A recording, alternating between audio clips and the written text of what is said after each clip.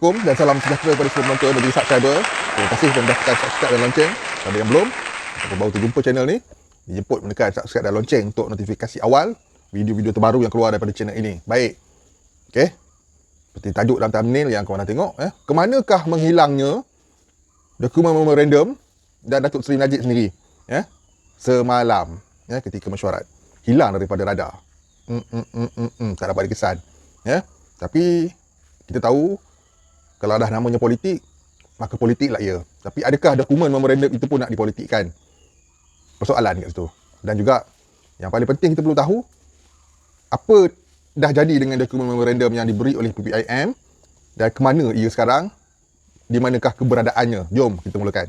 Okey, dokumen memorandum yang telah diserahkan oleh daripada pihak PPIM kepada Datuk Seri Najib merupakan satu amanah daripada rakyat yang perlu dilaksanakan, yang perlu dihujah, dibahas.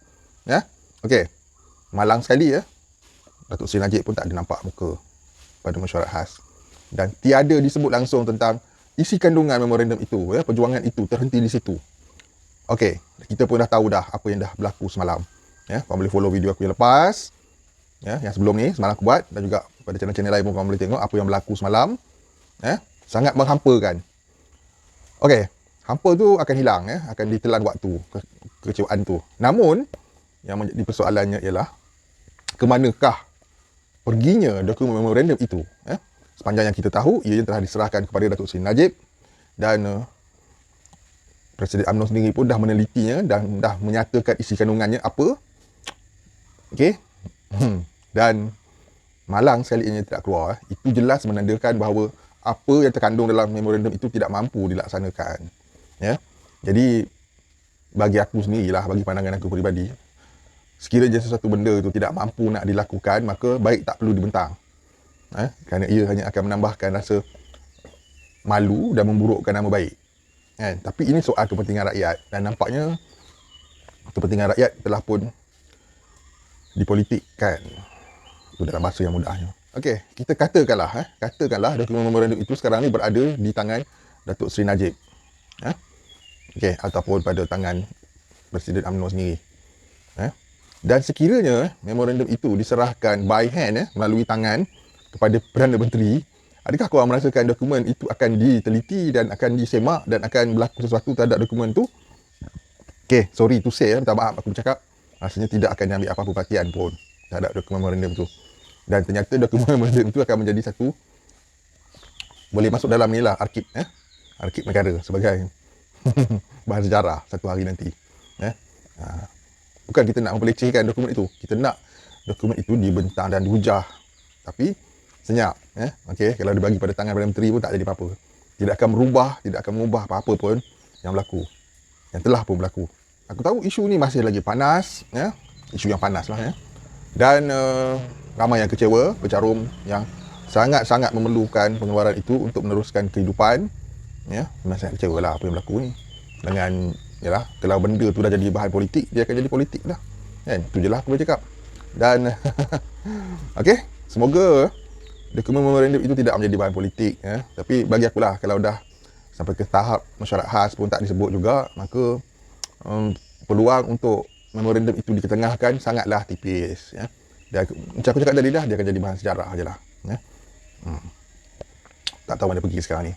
Dan apa yang diharapkan sekarang ni ialah Datuk Seri Najib dalam masa yang terdekat ni boleh tampil, boleh tampil pada sesi-sesi mesyuarat Dewan Rakyat yang seterusnya, yang akan datang, dan membentangkan dokumen memorandum itu untuk dihujahkan.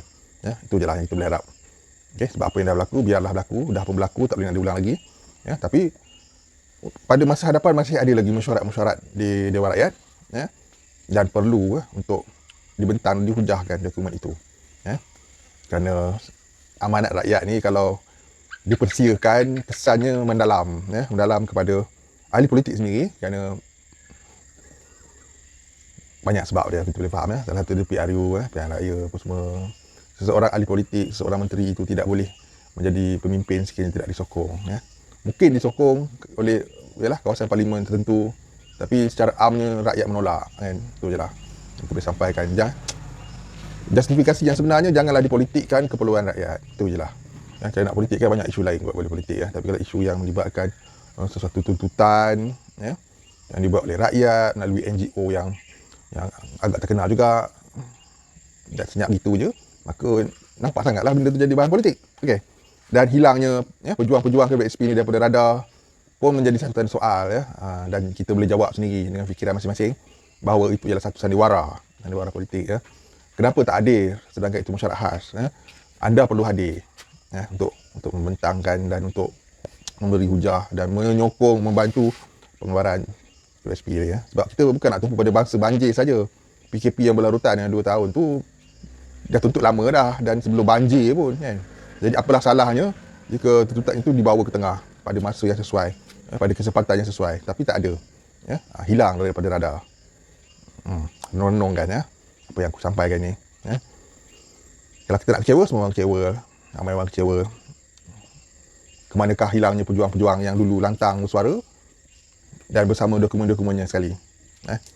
Tanda soal yang sangat besar yang perlu dijawab oleh pejuang-pejuang tersebut. Kita jumpa pada entry yang datang. Sekian, renung-renungkan apa yang aku cakap tadi. Kemanakah perginya? Di manakah perginya? Apa dah jadi dengan dokumen tersebut? See you guys in my next video. Assalamualaikum. Salam sejahtera, salam hormat semua. Jumpa lagi.